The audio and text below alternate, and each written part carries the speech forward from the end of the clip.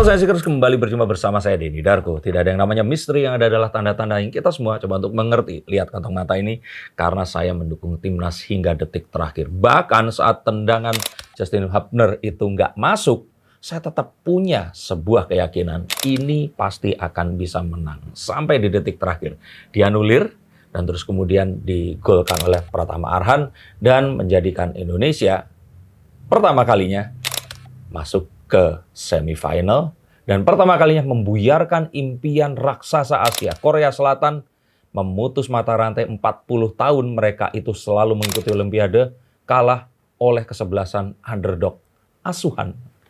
Kayak Kak Seto jadi asuh Sintayong. Kita akan ngobrol bersama teman-teman dari Indigo Entertainment dan yuk kita akan lihat akan seperti apa nasib ke depannya. Apakah kalian sudah siap? Berapa skornya? Yuk kita akan lihat menggunakan kartu-kartu. Greget banget gitu main sama Korea, kebetulan Sintayong juga pelatihnya gitu. Nah, kalau menurut Mas Denny sendiri dari pertandingan semalam gimana Mas Denny? Ini adalah pertandingan yang mengubah, saya kira, hidup semua orang yang ada di Indonesia. Dan saya beruntung melihat sejarah ini ditulis ulang. Bagaimana negara Indonesia yang ini rankingnya aja, ranking FIFA-nya tuh 134 atau 43, pokoknya 100 sekian, terus tiba-tiba bisa mengalahkan Korea Selatan. Walaupun bukan timnas utama ya, tapi tetap ini sesuatu yang luar biasa. Memperandakan mimpi mereka.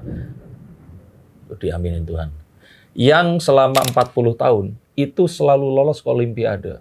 Dan yang membuat drama Korea ini memiliki twist ending, karena selama ini Indonesia itu di-coaching oleh Sintayong, yang memiliki, ya kita tahu ya, strategi yang menimbulkan banyak sekali kontroversial, termasuk dengan mendatangkan pemain naturalisasi yang kalau saya kira, saya lihat di sini kemarin yang menyelamatkan itu malah bukan ya pemain naturalisasi saja, tapi pemain Indonesia yang ikut juga turun tangan di situ. Jadi kalau saya kira ini adalah sebuah cerita yang indah, yang ya saya beruntung saya hidup untuk menyaksikan secara langsung. Dengan segitu dramanya ya pertandingan tadi dini hari gitu Indonesia sama Korea.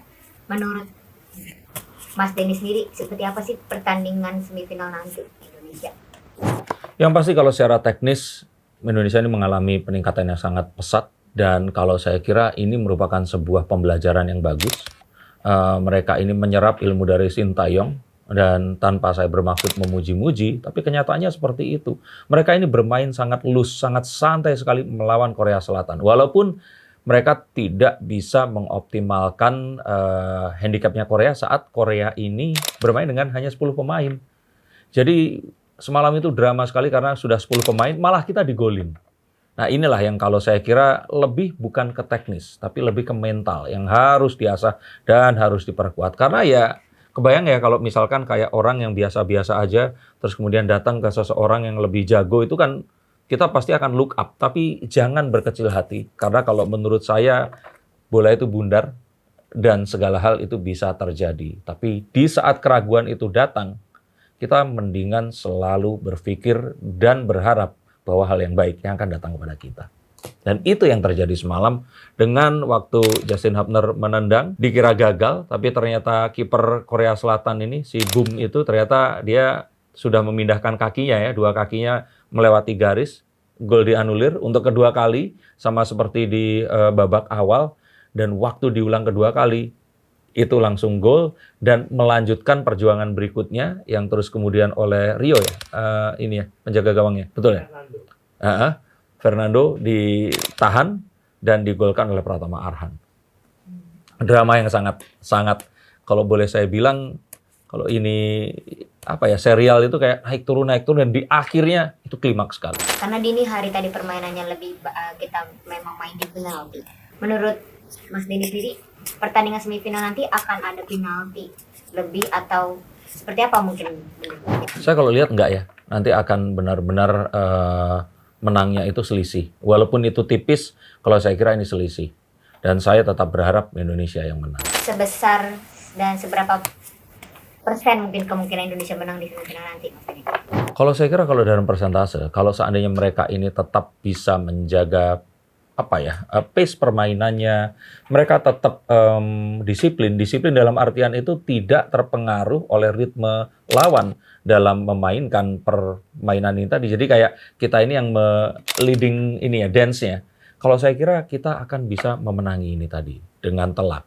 Nah, semalam sebenarnya kita itu lumayan disiplin. Bahkan hingga detik terakhir pun tidak ada serangan-serangan yang sifatnya itu sembrono. Bahkan penguasaan bola pun kita lebih tinggi. Saya merasakan bahwa nanti ini kalau tetap bisa dijaga kedisiplinan dengan pola permainan yang seperti itu, kita akan bisa menang. Yang semalam perkaranya kan main 120 menit. Itu lama sekali. Dan pemain dari Indonesia ini digantinya itu cuma sedikit. Sedangkan Korea Selatan mengganti pemain itu hingga jatahnya habis. Jadi kalau saya kira sih fisik ini harus dipersiapkan, karena nanti kalau menurut saya akan lebih baik diforsir di depan dan di endingnya kita bertahan. Itu pesannya. Berarti Mas Denny, kesimpulan untuk pemain timnas nanti next yang lebih disiapkan itu fisik dan mental. Oh, fisik dan mental kan berarti ya semuanya, tapi mental lebih. Kalau fisik itu membagi antara di awal digenjot, terakhir itu bertahan.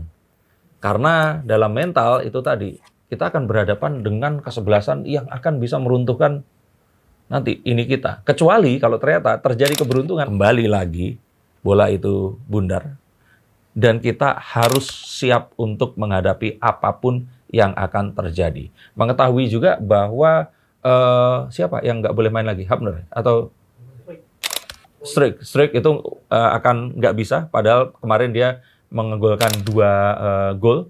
Maka nanti ini harus benar-benar Nathan, Hapner dengan itu trio penyerang kita yang harus benar-benar bisa bekerja sama untuk menggantikan kealpaan Rafael ini tadi dengan sebaik-baiknya. Satu lagi terakhir, mungkin kesimpulan untuk nanti di next semifinal untuk pemain timnas, mungkin Mas Denny arahnya lebih ke kalau untuk menang gitu, biar tidak jadi juara. Ya itu tadi, kalau saya kira sih selalu mengingat hal yang baik dari pertandingan yang sebelumnya. Mereka sudah melalui semua hal yang harusnya menjadikan pertandingan berikut ini sesuatu yang nggak usah dianggap sebagai beban. Ingat bahwa sampai ke titik ini saja, ini sudah sesuatu yang sangat luar biasa. Tapi gunakanlah pemahaman itu tadi untuk membuat kita ini tidak stres dan berjuang semampu kita. Yang harus diwaspadai adalah kemarin kok bisa dengan Korea Selatan ini tinggal 10 orang.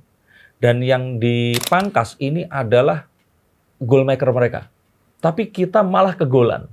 Nah, gunakan, ini kan kalau saya kira tuh Korea Selatan ini kepepet, makanya mereka malah bermain dengan all out. Sedangkan Indonesia itu tuh berusaha untuk bermain aman. Tetap dengan kedisiplinan. Tapi kita harus tahu bahwa apapun itu bisa terjadi, jadi mendingan selalu berpikir seakan-akan kita itu bermain hanya dengan 10 pemain. Dan semoga dengan tidak atau alfanya, absennya Rafael ini tadi, ini akan membuat kita itu bakal lebih berupaya lagi, benar-benar berjuang, dan mengetahui bahwa segala sesuatu itu mungkin dan bisa saja sebenarnya, sejarah yang sebenarnya, bukan semalam, tapi nanti saat kita melangkah memasuki Olimpiade Paris 2024 nanti. Saya yakin itu akan terjadi, dan juga mengingat bahwa kalau dibanding negara-negara lain di Asia, kita ini kan negara terbesar dengan jumlah penduduk yang terbanyak. Jadi kalau seandainya kuota doa itu dihitung melalui banyaknya warga, 280 juta orang loh yang berdoa. Harusnya sih kita menang ya. Dibandingkan Korea cuman berapa emang sampai ke 100 juta. Saya nggak tahu tuh berapa ini ya. Ya penduduk Korea. Atau misalkan penduduk Vietnam lebih sedikit lagi. 51 juta. Harusnya kan Tuhan mengetahui ini dan mengabulkan doa yang lebih banyak. Amin. Itu. Dan kepada Bung Toel, udah nggak usah aneh-aneh deh. Ini semua kemenangan yang memang harus kita rayakan. Itu kira-kira yang ingin saya sampaikan. Skornya berapa nanti? Mendekati, baru saya akan lihatkan. Karena kalau dari sekarang, ntar pasang-pasang, menang, nggak bagi-bagi, ya kan? So, kalian semua, ayo kita dukung perjuangan dari Timnas U23 kita yang sudah menorehkan sejarah, kali ini membuat sejarah lagi, dan semoga apapun nanti akan dihadapi ke depannya, ini akan membawa sebuah pelajaran baru, tidak hanya kepada persepak bolaan. Akhirnya kita sadar bahwa sebenarnya Indonesia ini bisa untuk melampaui ini semua. Dan ini juga pertanda bahwa di segala bidang kita pun juga akan mampu untuk mengoptimalkannya. Terima kasih, sampai jumpa dan semangat Timnas.